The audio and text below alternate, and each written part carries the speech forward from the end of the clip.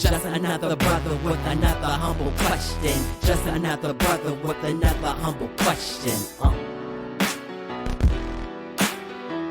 Welcome to another episode of A Brother with Questions. I am your host, B. Woo, man, I thank you for joining me on this evening. We're going to dive on into our topic today. Let's talk about the incident at Tennessee State University. And so we're going to watch a short little news clip about it, and then we'll have a conversation about that incident. Here we go. Two conservative activists made an unannounced visit to Tennessee State University.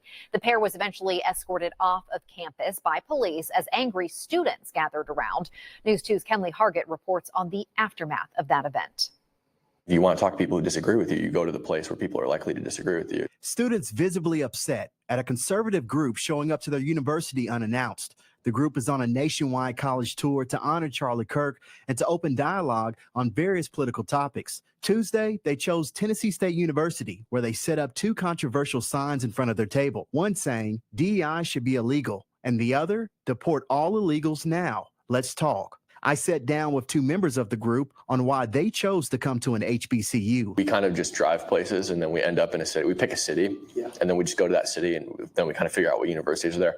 We didn't know that TSU was an HBCU until the night before. He didn't know until they told him on campus. The university has released a statement about the event, saying university policy requires any demonstration or protest activity requires advance approval and permitting. The group told me they reached out to TSU for approval, but could not reach them. They believe even if they had approval, they still would have been met with anger. I don't know what would have been different about the situation. We probably would have been posted up in the exact same spot. The exact same people would have been on campus and they would have had the exact same mindset. The group plans to continue their tour of speaking at colleges and universities, but they still don't plan to announce where they will speak next due to safety concerns. TSU says they will continue to uphold university policies and ensure campus remains a safe, welcoming, and orderly environment for all members of their community. All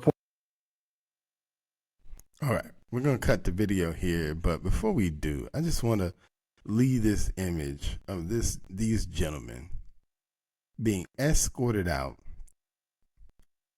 off of Tennessee State, the campus, back to their cars. And there's another video that shows as they were leaving, people were throwing things at their cars and so forth. And so that's the basis of our conversation tonight. And so I have a question tonight as well. And so my question is, how long are emotions gonna dictate our response? How long are emotions gonna dictate our response? And so in this situation, right, we see the summary is these gentlemen they roll about 2 to 3 deep, it seems, based on the video. They showed up on Tennessee State University campus. According to them, they tried to call the office and get approval, or at least identify themselves as going to show up on campus to have a conversation with students. And they say they weren't able to get in contact with anybody. As a former HBCU student, and I went to two, so I had 2 different experiences. It does not surprise me that they could not get in contact with anybody in the administration building. So I don't know if they called. They say they called. I'm going to take them at their word, but it wouldn't surprise me if they didn't get a call back. So I'm just put that out there.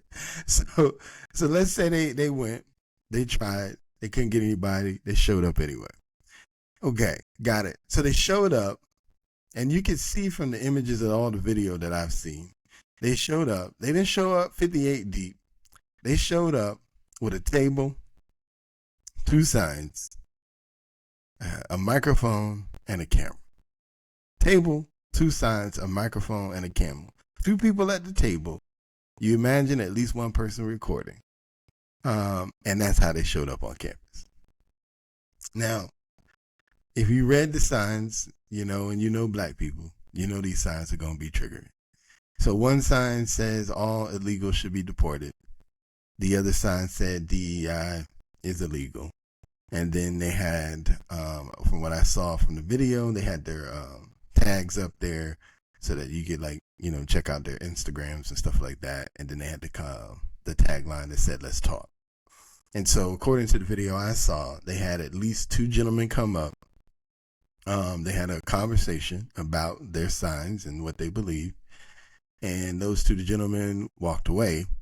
But as I heard the story told by them, then you had other people starting to come up, and they were clearly not there to have a conversation. And so I guess they started yelling different things or whatever the case may be, and it became clear that these people had no appreciation for the fact that these gentlemen were there. Oh, let me not forget the caveat, because this is definitely triggering for a lot of black people. The gentlemen were wearing "Make America Great" hats as well. So you know what that means in some people's mind. so this is the scenario that we're at. And so here are these students, and the gentlemen that are doing this, you can see they're young as well. I mean, they look like they're maybe 20, 22 themselves, which is pretty much the exact age of the students going to TSU. So these are your peers, if you will, peers in age, if nothing else.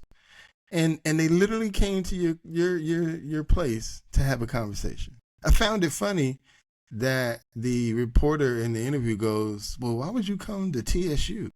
And I'm thinking, well, why would you not? Like, you know, you see these people go on to these big old colleges and universities to have conversations. Why would you not come to the HBCU to have these conversations? If anything else, if you want to talk to people who believe in DEI and have a conversation about why they believe in it and why you don't, where better not to go to than a HBCU? Because for all intents and purposes, black people still believe DEI was about them. So even though the studies have shown that it's not. So that being said, I don't see why you wouldn't want to go. But I think it's very disappointing that you get there and then you're met with such hostility when all you did was come to have a conversation. As if to suggest that just because I don't believe in DEI, I have somehow, I forgot. And you had on a "Make America Great" hat. So because I got a "Make America Great" hat on, and I don't believe in DEI, I have somehow fundamentally attacked you and charged you up emotionally that now we can't even have a civil conversation with each other because you showed up with a "Make America Great" hat and a sign that said DEI is illegal. That doesn't even make sense logically, man. It's a sign and a hat. A sign and a hat. A sign and a hat should not have you emotionally charged to the point where you can't even have a civil conversation with someone. Because you don't even know what my problems are with even the concept of DEI. You don't even know I have a problem with it. All you know is I don't like it and I have on a red hat. It saddens me because if we're going to move forward as a country, one of the places that we have to start is young people. The young people have to be able to have conversations, civil conversation with each other to come up with some of the solutions that are going to move us beyond these silos that the grown folk have us in right now. Because it ain't going to be the grown folk. The grown folk are already stuck in their corners. The grown folk have already decided what they thought about Democrats. They've already decided what they think about Republicans. They ain't pushing and they ain't moving. So it saddens me because it's our young people that are going to have to come and bring fresh ideas to this thing so that we can start moving forward as a country again. Because we are not going to solve anything If everybody is charged up on emotions so much to the soul that they can't talk and have civil conversations with these people because I'm charged up because I saw a color on a hat that says "Make America Great Again." Like, are you kidding me? You were at a higher institution. You had to learn more than most. No, I don't necessarily think it's going to make you smarter than everybody. You're correct. But on some level, you're at least taking the opportunity to try and show that I'm trying to think on a higher level than other people. That's what I think. That's what I think college education does. It doesn't make you smarter specifically, but it does at least acknowledge that I'm trying to think on another level than other people. Or at least it should. Let's just say that. And so the fact that these students were so charged up that these three, again, these were not a mob of people yelling MAGA or whatever else you think they were saying in the back of your minds. These were three individuals who showed up on a campus to have a conversation, but were ran off and had to be escorted off by police because there was upwards of 40 or so people yelling, screaming because they disagree with the conversation. And not even because they disagree with the sign and because they disagree with the people with a hat. Like, if this is the discourse that we're going to have moving forward, this country is doomed. Black people are doomed. Because at some point, we're going to have to get out of our emotions and start arguing policy. Start talking about creating policy that is going to sort of, quote unquote, benefit us in ways that previous policy has not. And you're not going to get there by leading with emotions because I have on a red hat. And if our young people can't get there, we already know the adults. I'm sorry. I'm giving up on adults almost on this front.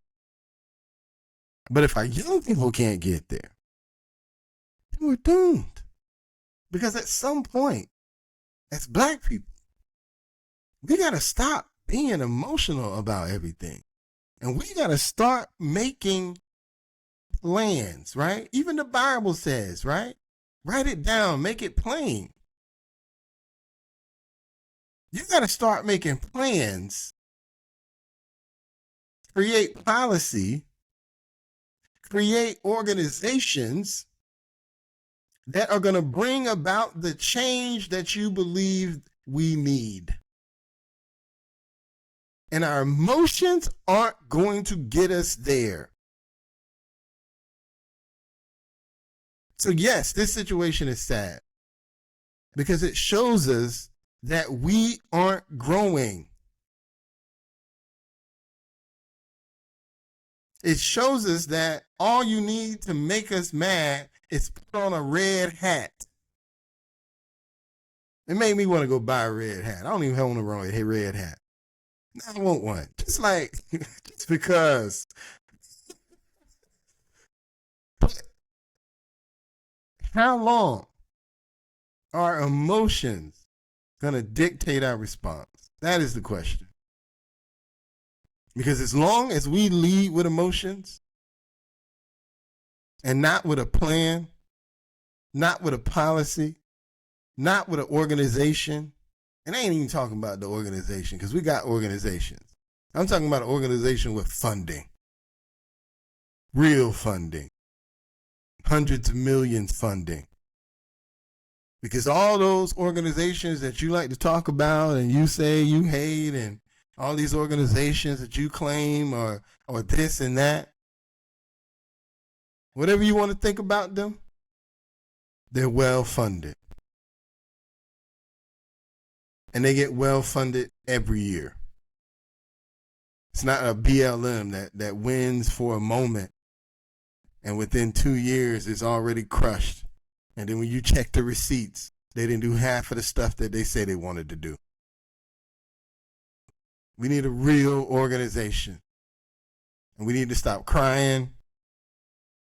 We need to stop talking about how it ain't fair. And we need to start organizing. I'm with it. But I ain't with telling you or telling me that I need to understand that emotionally they just couldn't handle it. I ain't for that. I know it. I said ain't. Okay, whatever. I don't care. Sue me.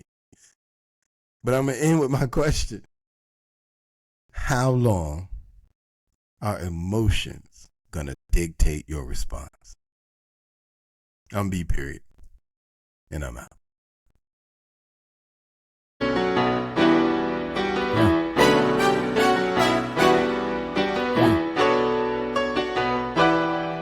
Yeah.